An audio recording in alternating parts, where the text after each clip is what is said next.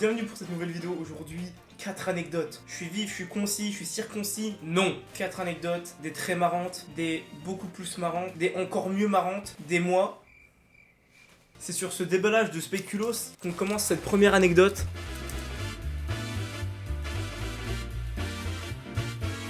Écoutez, comme vous avez pu le voir, sur ce petit jingle très sympathique, j'ai fait mon premier top 1 maternel. Mais là, certains d'entre vous vont dire, mais comment ça se fait? Pas d'un jeu vidéo tel que Fortnite, lavez-vous. Tout se déroule tout simplement pendant la récréation en maternelle. Ces récréations qui duraient une journée entière. Non, faut dire les termes. Les récréations maternelles, c'était une dinguerie. Mes seuls souvenirs sont ici, cette récréation qui sera mémorable, là où je me suis fait mon premier ami, là où j'ai embrassé ma première copine. Au-dessus de 8 ans, c'est trop vieux de toute façon pour moi. Je vous donne le contexte, une récréation chill, une pluie battante, c'est bon, c'était insupportable. Et au lieu d'aller sous le préau de ça, non! On était cons, on était tout petits, on jouait partout. Quand soudain une grognasse a décidé de se mettre de la merde dans les cheveux. Quand je dis de la merde, c'est de la bouillasse, un mélange de terre, de je sais pas. Et elle a décidé, s'en est allée sur les cheveux. Comme ça, elle se faisait un shampoing la meuf. Mais en plus d'être une meuf bizarre, elle a décidé de nous faire partager les autres. Genre, elle va faire des shampoings aux autres. Et le mec qui a reçu un shampoing, lui aussi il est généreux. Il va en donner aux autres. Et de fil en aiguille, c'était une invasion zombie. De mon point de vue d'enfant, je vois des gens qui marchent bizarrement, pas droit, qui se mélangent de la merde dans les cheveux dès qu'ils ont de la merde dans les cheveux. Et voilà que ça fait des groupes de survivants. En une récréation, je l'ai vécu sur 10 ans. On était un petit groupe, une meuf, Julie, si tu passes par là, un mec qui s'appelait Yanis, et un mec qui s'appelait Baptiste aussi. Je me souviens juste d'eux parce que c'était des cailles. On arrive à se faire regrouper dans un coin, on était sur un toboggan en haut, on était 5 en tout. Il y a un random qui tombe du toboggan, il court, il va se faire choper. Pendant ce temps-là, on va sous le toboggan, on est caché. Abris-toi ailleurs, connard! Mais non, on était caché sous le toboggan. Je vois que ça arrive vers nous, un par un. Pour moi, il n'y a pas d'autre solution, c'est la mort. Je veux pas avoir du cum dans les cheveux. Et on arrive à un moment où il reste plus que ce fameux Yanis et moi. Tout le monde autour de nous. Je vous jure, c'est vrai. Et là, un grognard fait une boule debout et la jette droit sur nous. Yanis, frérot, il m'a poussé. Ce ray, il m'a poussé. Et il l'a pris à ma place. Et pile au moment où il prend de la boue dans les cheveux, qu'est-ce qu'on entend au loin? Le clap des maîtresses. Non, c'est trop! C'est trop une dinguerie. Le ray m'a sauvé. J'étais le seul propre. C'est comme ça que j'ai fait mon premier top 1. On va passer à la deuxième anecdote, l'équipe. La fois où on m'a enfermé pour regarder un film de cul.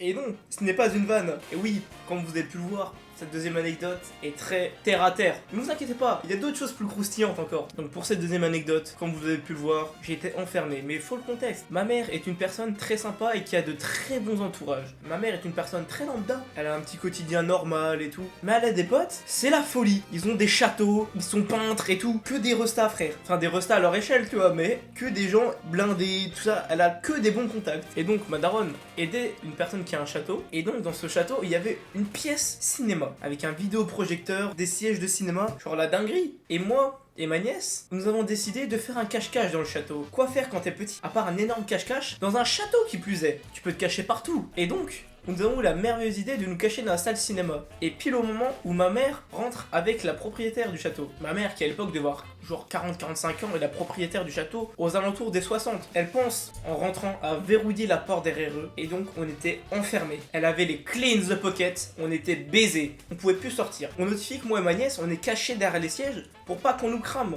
On se dit, on va se faire engueuler, on a peut-être pas trop le droit d'être là, why not, on est ici. Et donc, elles commençaient à chercher sur des sites de streaming et elles vont voir un énorme boulard, un gros film de cul bien vénère. Et moi j'avais genre 7 ans et on était cachés pendant que ma daronne et la châtelaine, elle était en train de regarder un énorme film de cul. Après nous on sort, elle fait ah qu'est-ce que vous faites là? Et on est resté regarder le film de cul, je sais plus pourquoi, mais ma daronne, elle nous a laissé regarder le film de cul. Anecdote un poil gênant, c'est qu'à un moment on voit un mec en train de se régaler, hein, et ma daronne qui me regarde droit dans les yeux et qui me dit plus tard ça sera à toi de faire ça. Bah elle s'est pas trompée la con, hein. Qu'est-ce qu'il y a dans mon slip? C'est pas une cigarette. Troisième anecdote, je vous ai dit il y a du croustillant. Je voulais faire un ordre chronologique mais finalement c'est si beau amené. Troisième anecdote. Ma première fois, ce banger absolu, là où j'ai découvert le cul avec un énorme C, des énormes seins. Comment ça, pas mal les bzaises? Donc ma première fois, j'allais chez cette fille qu'on va appeler Anaïs parce que c'est son nom. D'ailleurs Anaïs, si mère, j'étais bien moche. Toi, t'étais vraiment une frappe. Les autres pouvaient? Non, c'était moi. Et j'y allais plusieurs fois, j'y allais plusieurs mercredis après-midi pendant les week-ends. Et ça se matait un petit film avec du popcorn. Et donc habituellement, rien de spécial. Petit film, popcorn, j'avais une trique énorme. Je rentrais chez moi, j'avais les couilles bleues, c'était même plus bleu, c'était violet. Petit film Naruto, Road to Ninja, c'était une dinguerie. Que dire de plus? La suite est mieux. Et Anaïs, qu'est-ce qui t'a pris? Beaucoup plus tactile que d'habitude. Ça a frotté son énorme cul contre moi. Oh, j'ai le droit de vivre un peu. Les frères, c'était trop une dinguerie. Dans ma tête, c'était un festival de Rio, frérot, ça dansait, j'étais là. J'étais bien gêné aussi surtout. J'étais pas venu là pour ça, j'étais venu voir un film Naruto, hein. Je vous rappelle, je suis dans le contexte, je suis venu regarder un film. Donc moi, tout timide, je vois qu'il n'y a plus trop de popcorn. Je fais, oh là, oh, mais tu voudrais pas que j'aille chercher du popcorn quand même? Je descends, je vais chercher du popcorn avec une gaule énorme. J'ai envie de m'envoyer en l'air là. Je vais aux toilettes, je compresse sur ma queue pour arrêter de bander. J'ai trop mal, ça me détruit le zob, mais je peux pas y aller comme ça. Je remonte les escaliers, les LED étaient bleus. C'est que sous la porte, il y avait un petit jour. Et quand je suis parti, c'était bleu. Et je remonte petit à petit les escaliers, et je vois que sous le jour de la porte, c'est rouge. Mais donc la grognasse avait changé les LED. Et on sait tous ce que ça veut dire, hein. Merci le monteur, bisous. Oh ta gueule. Je rentre dans la chambre, je la vois, elle est en petite tenue, sa mère. Moi, dans ma tête, c'est un festival. Je suis parti chercher du popcorn avec une voix toute tremblante. Elle avait les mains dans le dos. Elle me regarde droit dans les yeux. Elle me fait, écoute bien Dorian, c'est ton moment. T'es grand aujourd'hui. Mais y a pas de vanne, mot pour mot. Écoute bien Dorian, c'est ton moment. 7 minutes. Mais moi, à 12 minutes, ça fait longtemps que je suis plus là. Ah les Ray, je vous avoue que j'étais pas à mon prime, hein. Je vous avoue que c'était pas terrible, la prestation était bof, c'était la régalouse de mon côté et du sien, mais après réflexion, la boxe du mois de mai elle est pas pour tout de suite. 4ème et dernière anecdote, oh c'est peut-être la meilleure pour la fin ou je ne sais pas. Allez générique. Comme vous avez pu le voir, j'ai volé un fils de pute. Mais je vous remets dans le contexte encore une fois, allez, c'est pour moi celle-là. Arrête. Donc j'ai volé un fils de pute, comment ça s'est passé? Donc contexte, je vous rappelle, ma daronne a des contacts de fou furieux. Et ma daronne n'a pas qu'un pote qui a un château, elle en a plusieurs. Et Bernard, si tu passes par là, t'es un rey ultime de ton grand âge là. D'ailleurs, le propriétaire du château, son nom c'est Sex. Sex. Tout tourne autour du cul. Donc, ma daronne a plein de potes. Et ce pote, il est ultra young de fou, c'est vraiment un bon bro. Il invite des gens, que ce soit des peintres, plein de gens comme ça. Et il a invité une meuf qui était sympa de ouf. On est parti à la plage et tout avec elle. Elle avait des enfants. Et moi, il y avait un mec qui avait mon âge. Tout le monde avait des cartes Pokémon. Et lui, il y avait des cartes Invisimals. Et donc, c'était comme un peu des cartes Pokémon. Tu collectionnais ça, mais un peu à la fois, je sais pas si vous avez connu les Skylanders. Et donc, moi, ils m'ont prêté et tout ça. Et on faisait des matchs, que ce soit on est parti à la plage, on s'amusait. C'était vraiment un bon. Et donc, moi, j'étais jaloux parce que, vas-y, ça a l'air sympa. Les Invisi, mais oh! Et donc, j'étais un peu jaloux. Et moi, toujours, il me donnait les cartes nulles. Je suis un rageux. Pourquoi je perds? Parce que tu me donnes des cartes de merde. Oh frère, t'abuses. Et ce bon gars, au cours des une semaine et demie qui était passé, petit feeling, le gars, on a couché ensemble 4 fois. Toi, t'es gay ou t'es hétéro? C'est vraiment un bon. Gay. Et après, ces rapports très serrés dans le fion.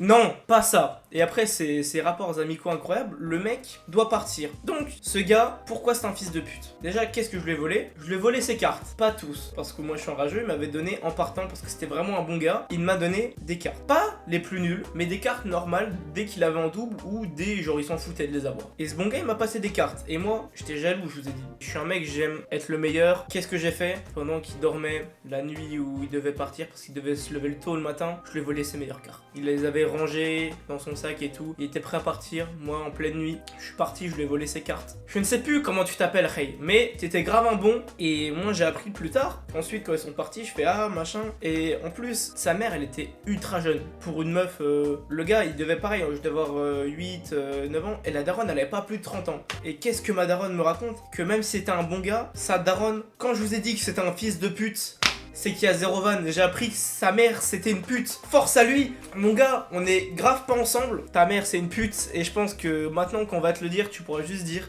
Ah ouais. Écoutez, merci beaucoup d'avoir suivi cette vidéo. J'espère que les anecdotes vous ont plu. C'était croustillant à souhait. Merci d'être resté jusque là. Je suis désolé de l'absence qu'il y a eu pendant un petit moment. Il y a du lourd qui arrive. J'ai des idées qui fusent. Merci d'avoir suivi cette vidéo. C'était Fuzoku.